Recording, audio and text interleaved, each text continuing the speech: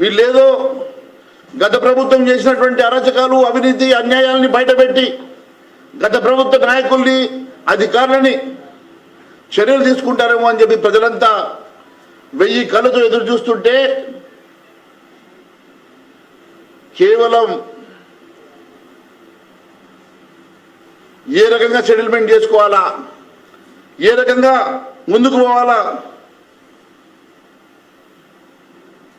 రేవంత్ అంటే నా వంతు ఏందంటున్నట, రేవంత్ అంటే నా వంతు ఏందంటున్నాడట. మరి పోయిన వాళ్ళు మరి రేట్ ఎంత రెడ్డి, నీ వంతుకు రేట్ ఎంత రెడ్డి అని వాళ్ళు అడుగుతున్నారట.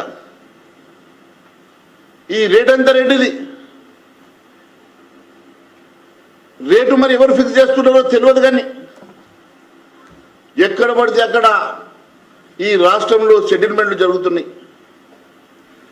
గత ప్రభుత్వం చేసినటువంటి అరాచకాలు అవినీతి అక్రమాలను ఆధారంతో సహా దగ్గర పెట్టుకొని వాటందరినీ పిలిపించి భయపెట్టి మళ్ళీ వాళ్ళ దగ్గర రీసెటిల్మెంట్లు చేస్తున్నట్టుగా మా దగ్గరకి ఆధారాలతో సహా సాక్ష్యాలతో సహా మా దగ్గరకు వస్తే మేము కూడా ఒకటొక్కటిగా బయట పెడతాం. ఇప్పుడు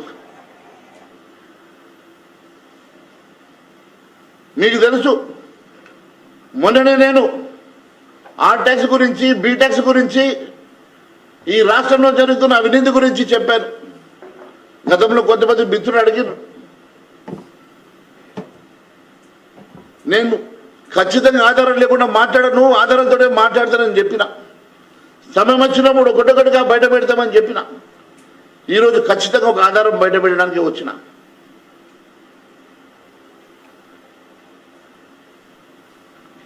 ఈ రాష్ట్రంలో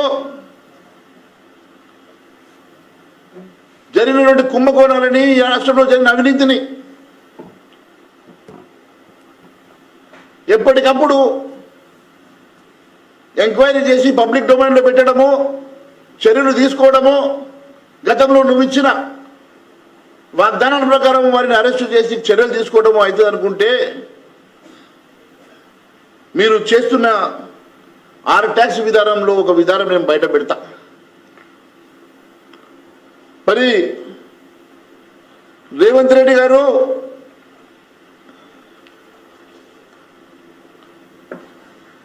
హైదరాబాద్ నడిబొడ్డులో ఉన్నటువంటి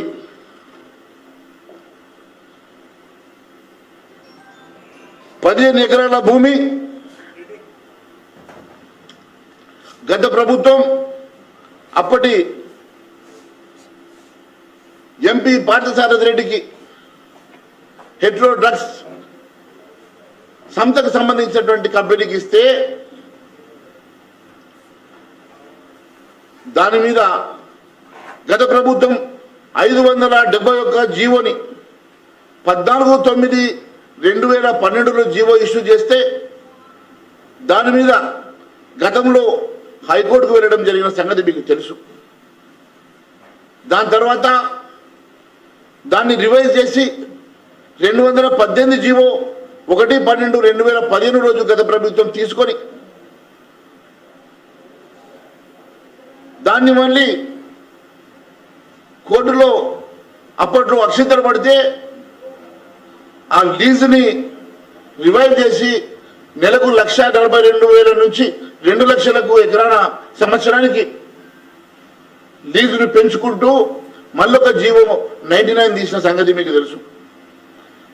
దాని తర్వాత గుర్తు చప్పుడు కాకుండా మొన్న ఎన్నికల ముందు గత ప్రభుత్వం 140 జీవోలు తీసి 25/9/2023లో దాదాపు 1,500 కోట్ల రూపాయల విలువైనటువంటి భూమి దాన్ని ప్రభుత్వ రిజిస్ట్రేషన్ విలువనే 505 కోట్లు, ప్రభుత్వ రిజిస్టర్ ఆఫీసులోనే దాని విలువ 505 కోట్లు. మార్కెట్లో కనీసం 3,000-4,000 కోట్లు ఉంటుంది. కానీ ఎంత తక్కువ పట్టుకున్నా 1,500 నుంచి 2,000 కోట్ల రూపాయలు విలువైనటువంటి భూమి అది. అలాంటి భూమి 30 సంవత్సరాలు ప్లస్ రిన్యూవబుల్ 30 సంవత్సరాలకి కేవలం 2 లక్షల రూపాయలకి ఎకరాన, సంవత్సరానికి 2 లక్షల రూపాయలకి ఎకరాన మీరు దారాదత్తం చేస్తే దాన్ని వెంటనే బయటకు తీసినట్లు, వెంటనే ఆ భూమిని ఇన్వెస్టిగేట్ చేసినట్లు